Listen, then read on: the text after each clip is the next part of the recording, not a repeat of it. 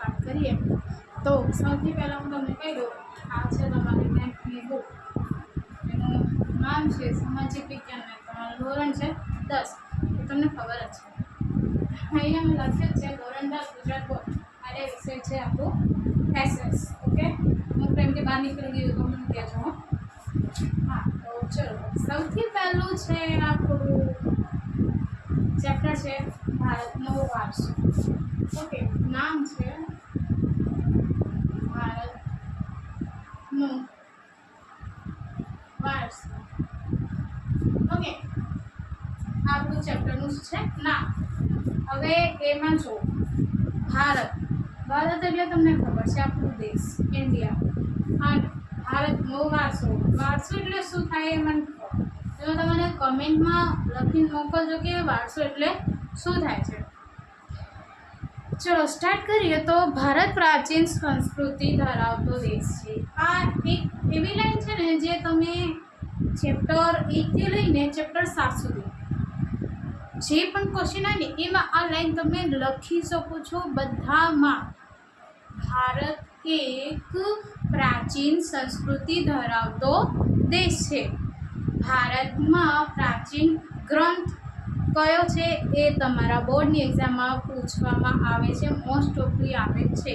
તો ભારતનું પ્રાચીન ગ્રંથ કયું છે? તો વિષ્ણુ પુરાણ માનવામાં આવે છે. સૌથી જે પ્રાચીન ગ્રંથ કહેવામાં આવે ને એ વિષ્ણુ પુરાણ કહેવામાં આવે.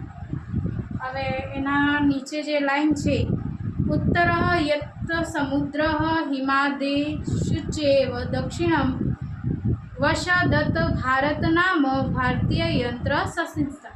આ શું છે? સંસ્કૃતિ એક શ્લોક છે અને આનું અનુવાદ પણ તમને આમાં જોવા મળી જશે. એનું જો અર્થાત એનું જે અનુવાદ છે ને એ આમાં જોવા મળે છે. જો તો ભાઈ અર્થાત સમુદ્રની ઉત્તરે અને હિમાલયની દક્ષિણે આવેલ સ્થળનું નામ શું છે? ભારત વર્ષ.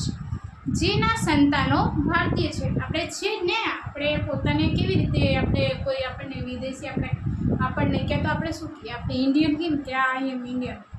હા ને, તો એ જ છે કે આપણે શું છે? આઈ એમ ઇન્ડિયન, કે હું ભારતીય છું, હું ભારતીય નાગરિક છું. એવી રીતે તો આપણે ભારત દેશ શું છે? ભારત શું છે? આપણી માતા છે ને આપણે એના શું છે?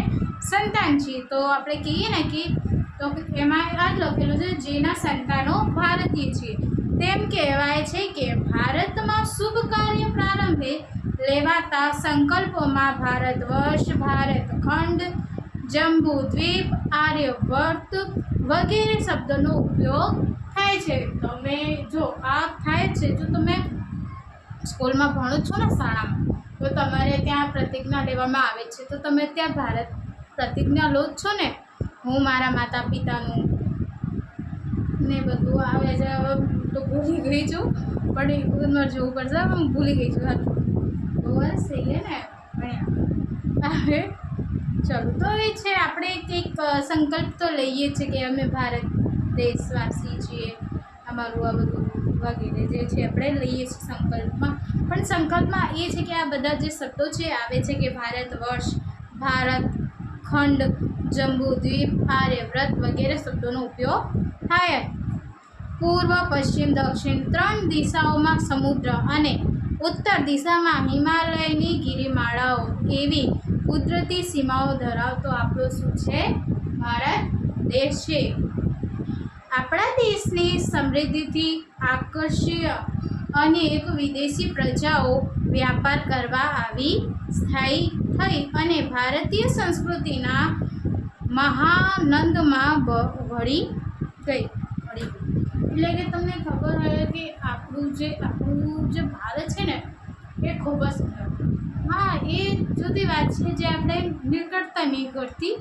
બાકી આપણે ઘરથી નીકળીએ ને અને જુદી જુદી જગ્યાએ જઈએ તો આપણને ખબર પડે કે આપણો ભારત દેશ કેટલો સુંદર છે. હિમાલય પર્વત છે, ગિરિમાળાઓ છે, સમુદ્રો છે, નદીઓ છે, તાલાવો છે, જંગલો છે, એટલા સુંદર સુંદર ફૂલ બગીચાઓ છે. પછી બહુ બધા પ્રાણીઓ જોવા મળશે આપણા ત્યાં. તો આપણું જોવા મળે જઈએ તો આપણો ભારત ખૂબ જ સુંદર છે. એમાંય આપણી સંસ્કૃતિ એ સૌથી અનોખી છે, અલગ છે. જેથી આ બધુંથી શું જે વિદેશીઓ છે ને એ બહુ આકર્ષિત થાય છે. કારણ કે તમને ખબર હોય ને તો ત્યાં તો બહુ બધા તમને જોવા મળશે તો ખાલી બિઝનેસ, વ્યાપાર, મોટી મોટી બિલ્ડિંગો, ટેકનોલોજી એ બધું વધારે ત્યાં જોવા મળે. ત્યાં તમને કુદરતી કે એ બધું તમને બહુ ઓછામાં ઓછા પ્રમાણમાં જોવા મળે. બાકી તમને અહીંયા બધું જોવા મળશે આપણા ત્યાં. એટલે આપણા ભારતથી જે આકર્ષિત થઈને વિદેશીઓ આપણા ત્યાં શું આવે છે, વ્યાપાર કરવા માટે આવે છે. અને અહીંયા જ ભળી જઈએ કે ભાઈ એમને અહીંયા જ આવી જાય કે અહીંયા જ રહીએ એમ એમનું મન થઈ જાય છે. અને હવે આપણા દેશને સમૃદ્ધ આ તો થયું. હવે આગળ ભારતીય સંસ્કૃતિના મહાનંદમાં ભળી ગઈ. આ આનંદ પ્રસારની પરંપરા પ્રક્રિયા દ્વારા દેશમાં અનેક પરિવર્તનો જોવા મળ્યા છે.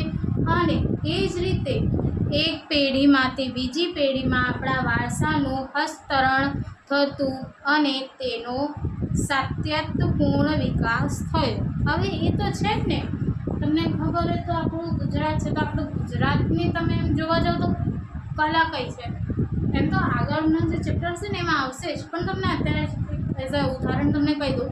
કેમ કે આપણો ગુજરાત છે તો ગુજરાતનું સૌથી ગુજરાતી જે હશે ને એમનું વારસો શું હોય છે, પેઢી દર પેઢી શું મળે. જેમ કે જે લોકો કચ્છમાં હશે ને એ લોકો જે ચણિયા ચોળીનું કામ કરતા હશે, ભરતગૂંથણનું જે કામ કરતા હશે ને એ એક પેઢીથી બીજા પેઢીથી ત્રીજા પેઢી કરતા જ આવે છે. એ લોકો એ આપે છે આગળની પેઢી કે ભાઈ તું આ શીખજે, તું આ કરજે. આપણું વારસાગત કામ છે કે પેઢીગત આ કામ છે.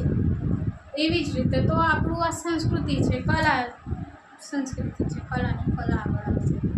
અને એ છે કે ભાઈ હવે જેમ જેમ ટેકનોલોજી આવે છે એમ એમ કે કલામાં કે સંસ્કૃતિમાં વિકાસ થતો જાય છે અને થોડી આધુનિકતાની સાથે એનો વિકાસ થાય છે.